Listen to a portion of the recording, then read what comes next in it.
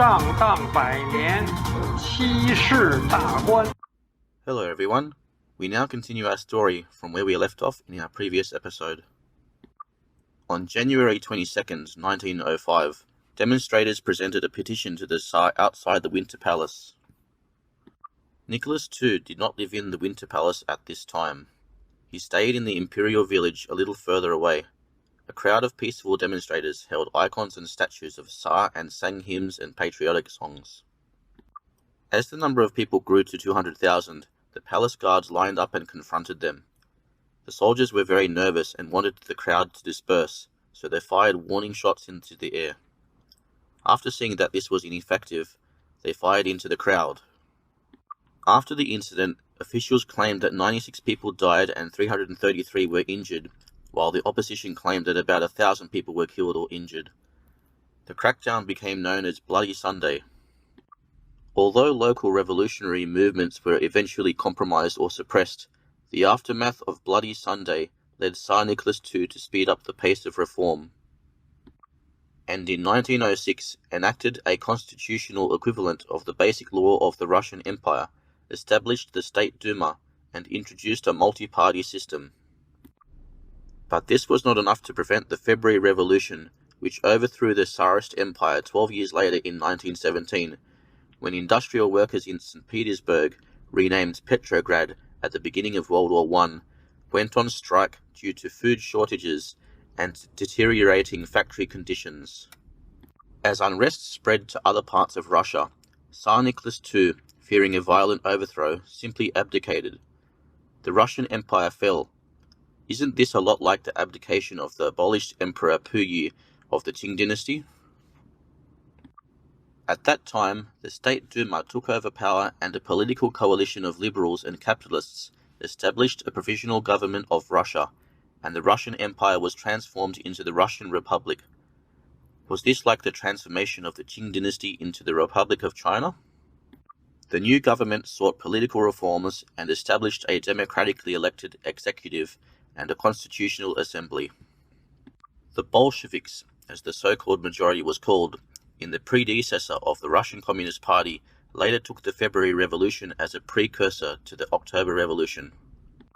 Russia could have developed along a democratic path, but Lenin was overjoyed to hear in a foreign country that the revolution he had hoped for had finally broken out in his homeland, forcing the emperor to abdicate, and then he tricked the enemy Kaiser Wilhelm II into giving him money to support his subversion, after which he sneaked back to Russia through Sweden and Finland. It was October, so this man encouraged workers and soldiers to launch another military coup, which resulted in the overthrow of the provisional government on November 7 and seized power. It can be said that it was the confused Kaiser who gave money to the Russian communists to buy guns, run Pravda for the public opinion propaganda, and incite the restless hearts of a large number of workers, soldiers, and citizens. At that time there was a ceremony held on the Finnish railway station, where fans welcomed Lenin, and the little man spoke in public. The Russian Revolution will develop into a world revolution. The Germans regretted hearing that Lenin was not a friend of Germany, but a regime that wanted to bring down all countries. Do you think Wilhelm II was confused?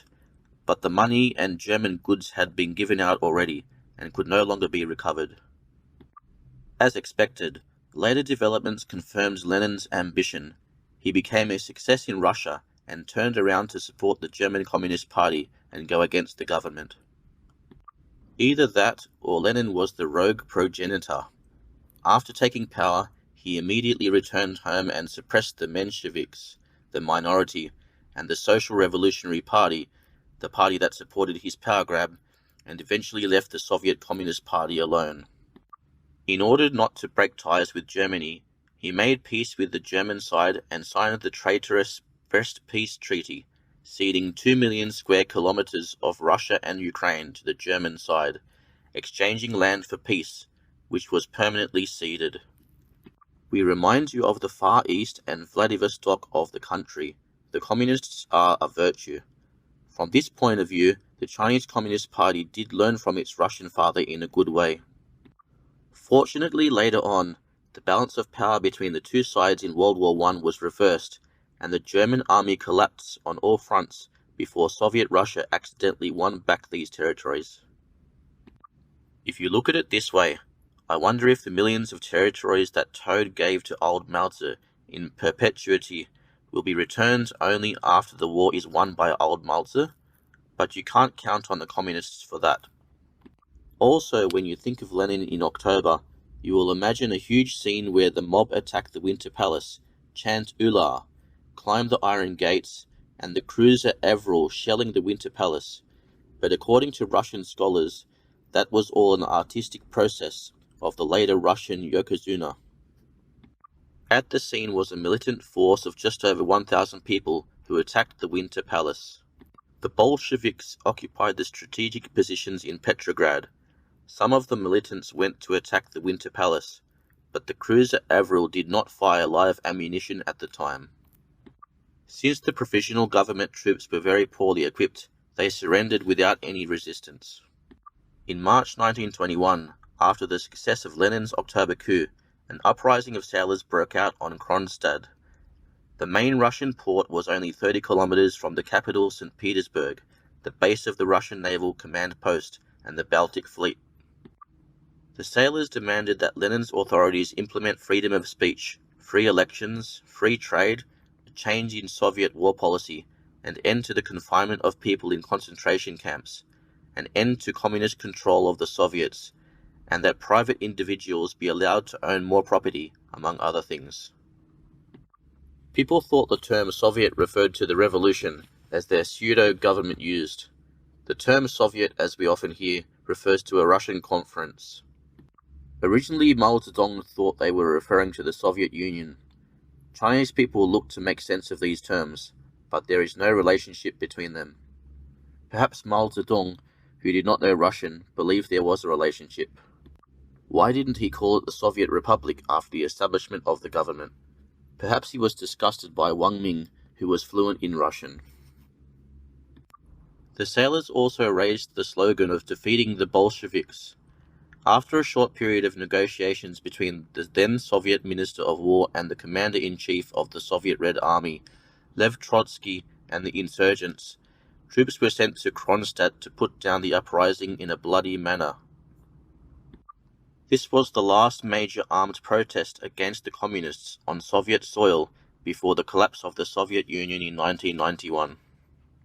Lenin blamed the Social Revolutionary Party and the Mensheviks for the uprising and took the opportunity to severely restrict their activities.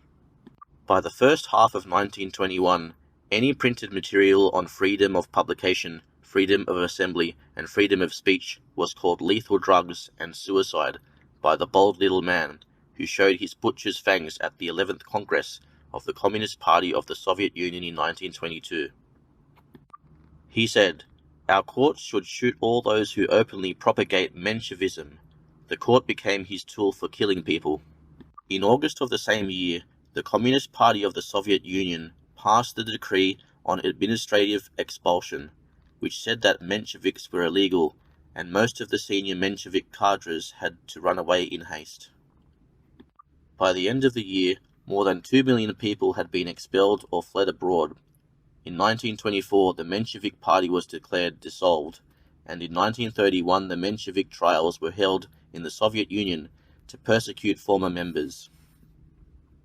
On the night of July 16th-17th in 1918, a murder took place in Yekaterinburg, Russia, near the Ural Mountains, in which Tsar Nicholas II, Empress Alexandra, their 5 children, and the Tsar's family retinue were imprisoned. The murderer was the communist Yakov Yurovsky. This man killed his victims with rifles and bayonets. The victims' remains were then mutilated in the Koptyaki forest. In 1998, then Russian President Boris Yeltsin strongly condemned the incident, calling the killing of the Tsar's family a disgraceful chapter in Russian history. We can also get a glimpse into the history of Soviet persecution of intellectuals in an exhibition held in Russia in 2003. Up until the exhibition published Lenin's instructions, personal letters, minutes and resolutions, There had never been a single account of such persecution of intellectuals in mainstream publications. It was through the October coup that Plekhanov, once Lenin's mentor, saw the cruel and violent side of Lenin. On his deathbed, he dictated a political testament that predicted the basic course of Russian society. In his will, he said, Lenin would do anything to achieve his set goals, and if necessary, he would even form an ally with the devil. To combat dissent, Lenin and Stalin created the Gulag labor camp model, which later became a model for labor camps in all communist countries. Tens of millions of people lived and died in labor camps. Heavy hard labor, hunger, cold, and sickness accompanied death, and many poets, writers, scholars, scientists, and artists perished in the camps. Plekhanov wrote, Lenin was able to kill off the other half of the Russian people in order to drive them into a happy socialist future. It was the authoritarian line set by Lenin that paved the way for Stalin's dictatorial rule. That's the end of our story.